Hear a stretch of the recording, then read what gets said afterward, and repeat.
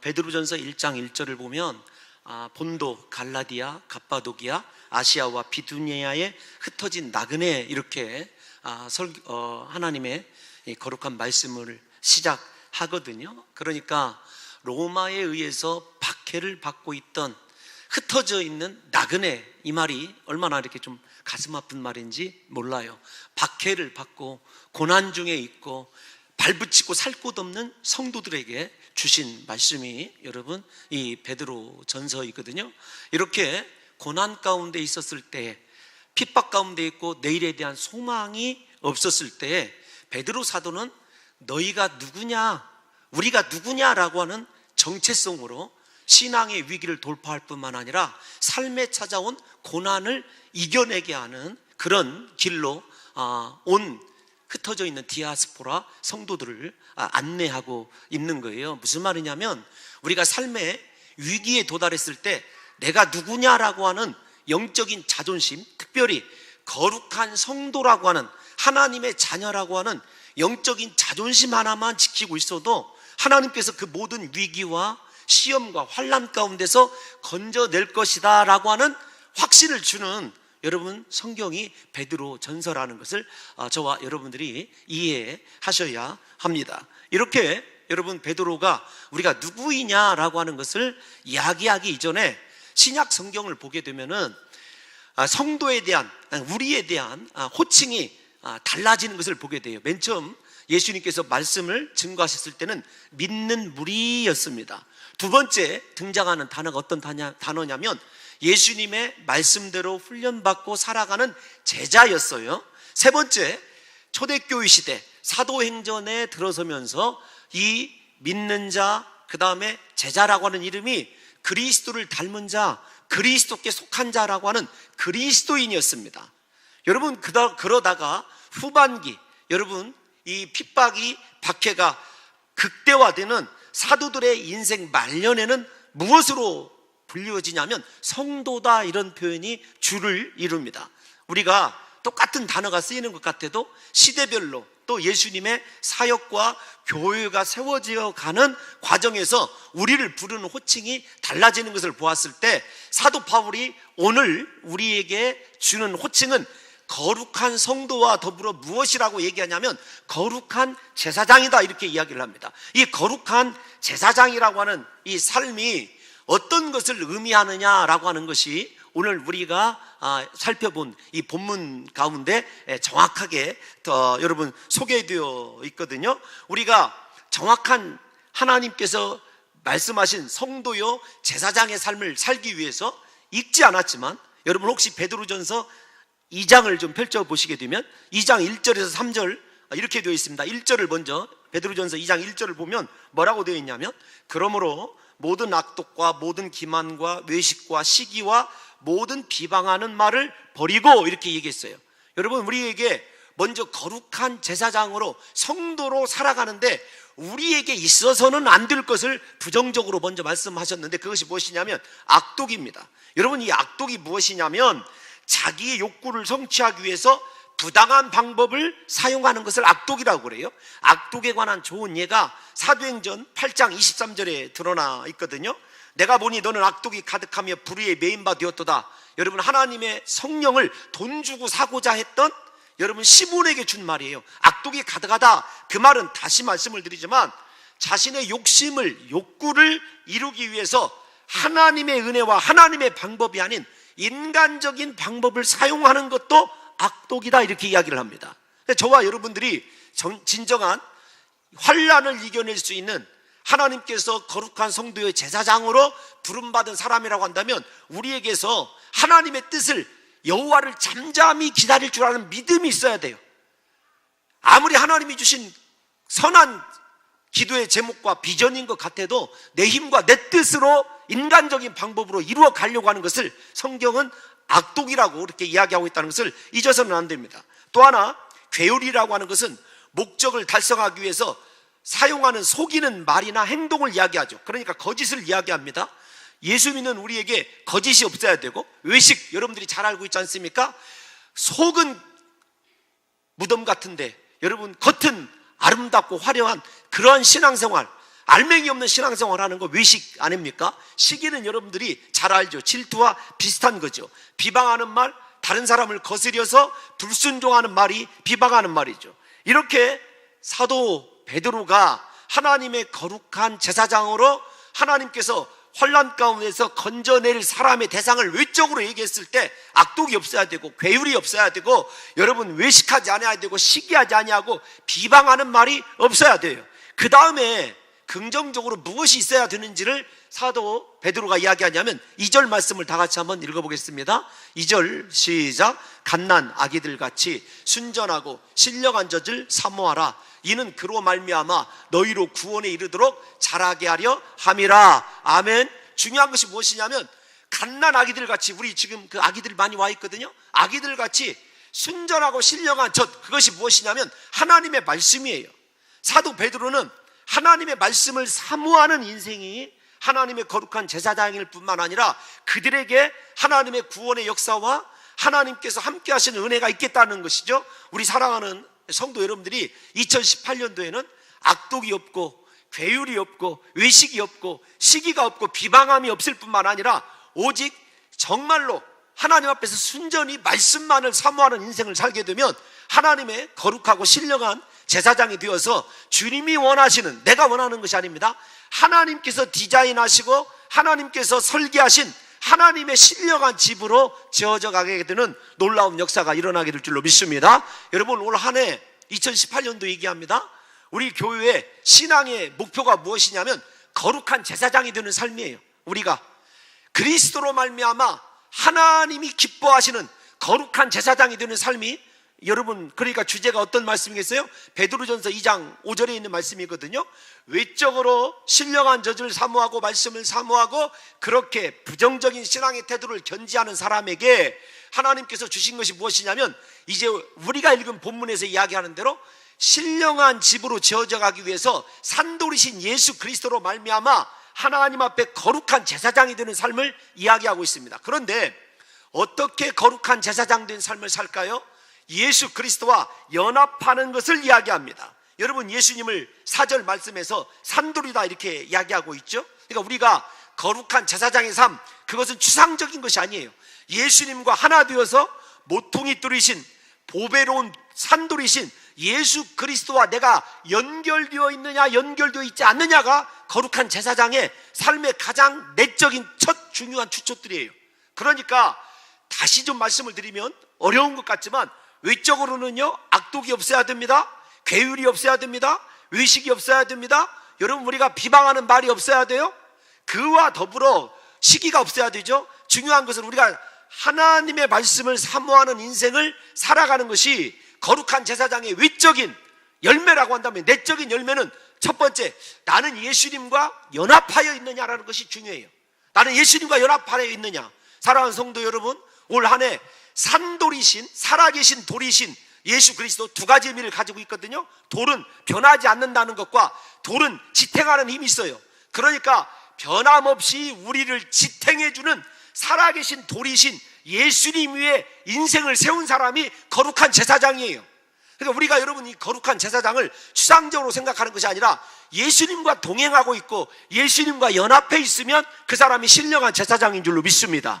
여러분, 2018년도에 저는 여러분들이 세상과 연합하지 말고 사람과 짝하지 말고요, 오직 예수님만 붙드시고 그분과 하나 되어서 살아계신 그분의 능력으로 여러분들이 세워질 뿐만 아니라 온전히 하나님께서 변함없는 사랑으로 여러분들을 신령하게 세워주시는 하나님의 집이 되시기를 예수님의 이름으로 축원합니다.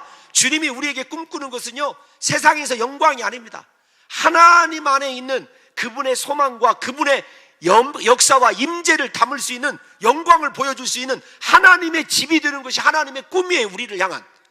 저와 여러분들이 정말로 나는 하나님의 거룩한 집으로, 하나님의 교회로, 성전으로 지어져 가고 있는지를 생각해야 된다는 것입니다. 여러분, 그런데 이렇게 하나님과 연합한 것에 대해서, 예수님과 연합한 것에 대해서 베드로 사도가 더 구체적으로 이야기를 합니다. 먼저 6절 한번 읽어볼까요? 살아계신 예수님과 연합한 거룩한 제사장은요, 6절 시작. 성경에 기록되었을 때 보라, 내가 택한 보배로운 모퉁이돌을 시온에 두노니 그를 믿는 자는 부끄러움을 당하지 아니하리라 하였으니. 아멘. 어떻게 하는 것이 그리스도와 연합한 삶이냐? 예수님을 신뢰하는 거예요. 믿는 거예요. 여러분, 이거 중요합니다. 여러분, 예수님을 믿고 하나님의 신령한 집이 되기 위해서 정말로 주님 앞에 내 인생을 세우는 사람은요, 부끄러움을 당하지 아니합니다. 사랑하는 성도 여러분, 2018년도에 여러분들은 절대로 부끄러움을 당하지 않게 될 줄로 믿습니다. 예수님과 함께 하기 때문에 하나님의 영광만 있게 될 줄로 믿습니다. 여러분, 이게 사도 베드로가 우리에게 설명해 주는 거예요. 성경에 기록되어 있을 때 보라, 내가 택한 보배로운 모퉁이 돌 산돌인 예수 그리스도를 시온에 두었다. 하나님의 성전에 두었다. 그를 믿는 자, 그와 연합한 자는 절대로 부끄러움을 당하지 아니하리라. 여러분, 우리 사랑하는 성도 여러분들에게 2018년도에 그리스도의 거룩한 제사장이 되면 앞에서 얘기한 것들을 나타나지 않게 하고 말씀을 사모함으로 그리스도와 연합해 있으면은요, 그 연합이 무엇냐? 예수 그리스도를 믿는 거예요. 믿는 자는 결단코 부끄러움을 당하지 않는 그 축복이 우리 사랑하는 성도들에게 임재하게 될 줄로 믿습니다. 여러분, 또 하나, 우리가 이 부끄러움을 당하지 아니하리라, 그리스도와 연합을 얘기할 때 요한복음 15장 5절 말씀 기억하십니까? 요한복음 15장 5절에 이렇게 주님이 우리에게 말씀하셨어요. 어떤 말씀인지 한번 읽어볼까요? 시작. 만약에 안 쓰여져 있으면 제가 읽어드릴게요. 너희가, 핵심이 뭐냐면 너희가 나를 떠나서는 아무것도 할 수 없다, 이렇게 얘기하고 있어요. 그러니까 그리스도 위에 세워지지 않은 인생은요, 무언가 되는 것 같고 무언가 이루는 것 같아도요, 그거 아무것도 아닙니다. 여러분, 믿으십니까? 우리가 예수님 안에 세워졌을 때 살아계신 돌, 변함없으시고 그 다음에 정말로 하늘의 생명력을 공급해 준 그분에게 세워졌을 때 부끄러움을 당하지 아니하고, 그분을 떠나서 이루어지는 일은요, 여러분, 실제적으로는 되는 것 같지만 되지 않는 거예요. 예수님 떠나서는 우리가 아무것도 할 수 없다는 것이 예수님의 말씀이거든요. 그러니까 무슨 말이에요? 예수님과 연합한 사람은 거꾸로 얘기하면 모든 것을 할 수 있는 줄로 믿습니다. 그래서 빌립보서 4장 13절 우리가 담송하는 말씀이지 않습니까? 내게 능력 주시는 자 안에서 내가 모든 것을 할 수 있느니라. 아멘. 이게 그리스도와 연합이에요. 제사장의 특권이 무엇이냐면 다른 것이 특권이 아닙니다. 부끄럼 당하지 않습니다. 그리스도와 연합해 있기 때문에요, 모든 것을 할 수 있을 뿐만 아니라 그 인생을 통해서 하나님의 신령한 집이 무엇인지를 모든 이들에게 보여주는 영광스러운 삶을 살게 되는 거죠. 그게 거룩한 제사장의 축복이에요. 그 다음에 내적인 정체성의 결정을 사도 바울이 우리에게 이야기하죠. 죄송합니다. 베드로가 이야기하죠. 9절 말씀, 우리가 외우는 말씀 아닙니까? 다 같이 한번 외워보겠습니다. 시작. 그럼 너희는 거룩한 나라요,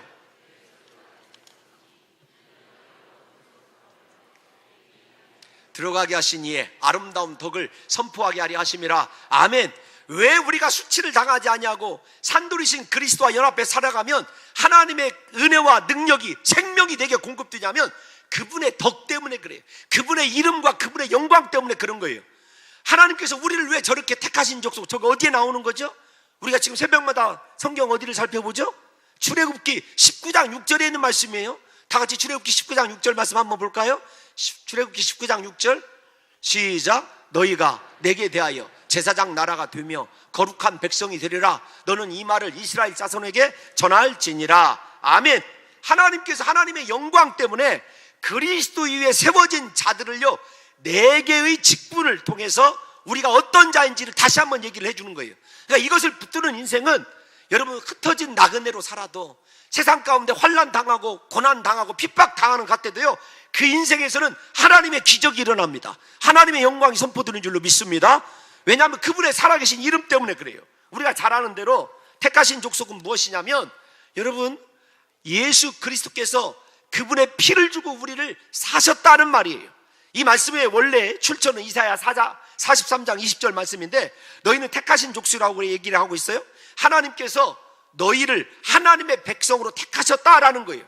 우리가 잘 아는 대로 요한복음 15장 16절을 읽어보게 되면 너희가 나를 택한 것이 아니요 내가 너희를 택하여 세웠다, 이런 말씀을 주님이 하시거든요. 그러니까 우리가 하나님의 자녀된 것, 하나님이 우리를 사랑하셔서 택하신 줄 믿으시고, 그러니까 하나님이 택하셨으면 누가 책임지실 거예요? 하나님이 책임지실 거예요. 이 말을요, 옛날에 결혼제도로 이해를 해야 됩니다. 남자가 여러분 이 지창금을 주고 신부를 데려오면 남자가 책임지게 되어 있어요. 택함을 책임지게 되어 있는 거거든요. 하나님께서도, 우리의 신랑이신 하나님께서도 우리를 핏값, 그리스도의 피를 주고 우리를 사셨으면 택한 족속이면 하나님이 우리 인생 책임져 주실 줄로 믿습니다.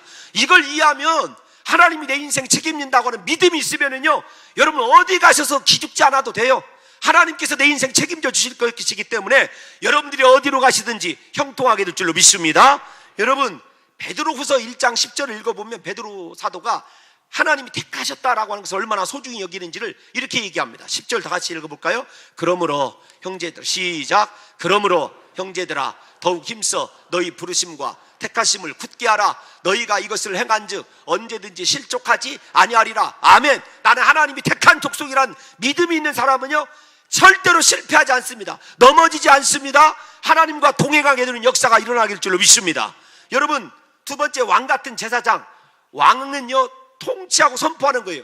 제사장이라고 하는 이 단어를 찾아보니까 제가 라틴어가 제대로 이 단어를 설명해 놨더라고요.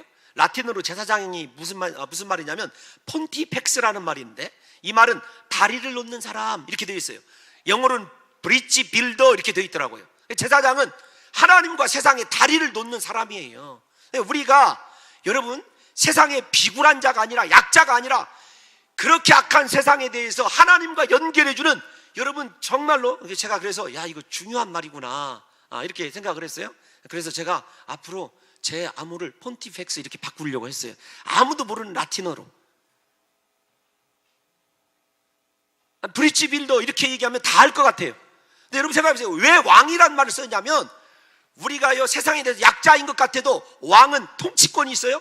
선포하는 대로, 말하는 대로 하나님께서 이게 어떤 말을 가지고 있냐면, 왕 같은 제사장 두 가지로 생각하셔야 됩니다. 제사장은 하나님께 나가죠. 그 다음에 하나님께 아뢰는 그 말대로 모든 것이 이루어지는 것이 왕 같은 제사장이에요. 오늘 사랑하는 성도 여러분, 여러분들이 제사장이니까 오늘 기도하는 대로, 입술로 선포하는 대로 하나님께서 다 이루어주실 줄로 믿습니다. 우리에게는 통치권이 있어요. 여러분들이 선포하는 대로 할렐루야, 여러분의 집에 평강이 있게 될 줄로 믿습니다. 여러분에게 하나님의 은혜가 있게 될 줄로 믿습니다. 여러분에게 하나님이 함께 하실 줄로 믿습니다. 여러분들을 능력 주실 줄로 믿습니다. 여러분, 이게 무엇이냐면 왕 같은 통치자의 통치. 여러분, 왕이 통치권을 무엇으로 행사하죠? 말로 행사하지 않습니까? 그러니까 우리에게는요, 하나님이 주신 특별한 권세가 어디에 있냐면 우리의 입에 있어요. 물론 이 말의 본질적인 의미는 하나님이 우리를 다스린다는 거예요. 하나님이 다스리는 우리가 세상 가운데 서게 되면 하나님이 우리를 통하여 세상을 심판하시고 다스린다는 거예요. 여러분, 우리는 그렇게 대단한 사람이에요. 세상이 여러분 우리를 아무리 핍박하고 받게 해도 세상은 우리로 말미암아 심판받고 우리로 말미암아 징계받게 되어 있어요. 그 사실을 믿는다면 저와 여러분들이 오늘부터 왕 같은 제사장이 되셔서 여러분들이 믿음을 가지고 선포하는 그대로 하나님께서 시행해 주시는 놀라운 역사가 일어나게 될 줄로 믿습니다. 여러분, 거룩한 나라죠. 우리는 하나님의 영토예요. 하나님이 다스리는 하나님의 신령한 집입니다. 하나님의 교회죠. 여러분, 이 교회다운 삶을 살기 위해서는요, 우리에게 가장 중요한 것이 있어요. 8절 말씀 한번 읽어보겠습니까? 8절 시작. 조금만 하면 끝납니다. 본문 8절 시작. 또한 부딪히는 돌과 걸려 넘어지게 하는 바위가 되었다 하였느니라. 그들이 말씀을 순종하지 아니함으로 넘어지나니 이는 그들을 이렇게 정하신 것이라. 여러분, 우리에게 왕 같은 제사장, 여러분 거룩한 나라로 살아가는데 가장 중요한 것이 무엇이냐면 말씀에 대한 순종이에요. 말씀에 대한 순종. 거룩한 나라 하나님의 다스림에 순종하지 아니하면은요, 예수 그리스도가 살아있는 돌로서 우리에게 생명을 변함없이 공급해 주시는 분이 아니라 걸려 넘어지게 하는 바위가 되고 부딪히게 하는 돌이 된다는 말이에요. 심판받게 되는 거죠. 부디 사랑하는 성도 여러분들과 제가 주님 오시는 그날까지 여러분 거룩한 나라가 되셔서 주님의 다스림대로만 순종하시는 역사가 있으시기를 예수님의 이름으로 축원합니다. 마지막이 어떤 것이었죠? 마지막 한번 하나님의 소유된 백성입니다. 하나님의 소유된 백성은요, 택하신 족속과 비슷한데 개념이 또 조금 달라요. 어떤 것이냐면, 여러분 하나님께서 우리를 창조하시고 우리를 구속하시고 우리를 지명하여 부르셔서 우리에게 하나님께서 소유로 삼으신 이유는 무엇 때문에 그러냐면, 왜 우리를 소유로 삼으셨냐면 이것이 중요하지 않습니까? 하나님의 백성이 어떤 삶을 사는지를 보여주기 위해서, 하나님의 것으로 살아가는 것이 얼마나 위대한 것인지를 보여주기 위해서 우리를 그분의 소유 삼으셨어요. 이 말 속에 담겨져 있는 그 첫 번째 의미는 무엇이냐면 절대로 마귀가 손못댈 줄로 믿습니다. 하나님의 것이니까. 우리가 예를 들어서 여러분 하나님의 소유인데 누가 우리를 손대겠냐고요. 부디 올 한 해 여러분들을 손대지 못할, 마귀가 손대지 못할 하나님의 소유권이 행사됨으로 말미암아 오직 하나님만이 여러분들을 다스리시고 축복하는 역사가 있으시기를 예수님의 이름으로 축원합니다. 혹시 제가 말라기 3장 17절 써 드렸나요? 안 드렸으면 말라기 3장 17절에 보면 이런 말이 있어요. 다 끝나갑니다. 만군의 여호와가 이르노라, 내가 나의 정한 날에 그들로 나의 특별한 소유를 삼을 것이요, 또 사람이 자기를 섬기는 아들을 아낌같이 내가 그들을 아끼리니. 소유니까, 값으로 주고 샀으니까. 두 번째 의미는 어떤 것이냐면요, 하나님께서 가장 보배롭게 여긴다는 거예요. 사랑하는 성도 여러분, 이 땅 가운데서 하나님이 나보다 귀히 여기시는 거 없는 줄로 믿습니다. 이게 소유되었다는 말입니다. 여러분, 이 의식을 가지고 하나님 앞에서 거룩함으로 내 자신을 다스려가면 올 한 해 하나님께서 우리 사랑하는 성도 여러분들에게 지어주시기로, 지어져 가기로 한 하나님의 신령한 집이 되셔서 하나님께 놀라운 은혜와 생명을 공급받아 여러분들의 행사가 다 형통할 뿐만 아니라 여러분들을 통해서 하나님 나라가 확장이 되어지고 여러분들이 선포하는 대로 세상이 하나님의 통치 아래에 있게 될 뿐만 아니라 여러분들과 제가 영원한 하나님의 축복된 백성임을 이 모든 세상이 알게 되는 위대한 인생을 살게 되는 축복이 오늘 이 시간에 여러분의 믿음을 통해서 임재하게 될 줄로 믿습니다.